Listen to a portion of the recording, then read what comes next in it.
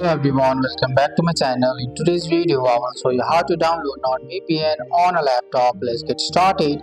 First, on your laptop, open any internet browser like Google, Chrome. In the address bar at the top, type NordVPN official website and enter. Once the website opens, look for the button that says Get NordVPN or Download. Click on that button. NordVPN will automatically detect that you are using a Windows laptop or PC. Now click on download or for Windows. The download will start automatically. Wait a few seconds until the file finishes downloading. Once the download is complete, click on the downloaded file. You will usually see it at the bottom of your browser or in your download folder. Now the installation process will begin. Click yes. If Windows asks for permission, follow the on-screen steps. Wait for the installation to finish. This may take a minute. After installation is complete, click finish.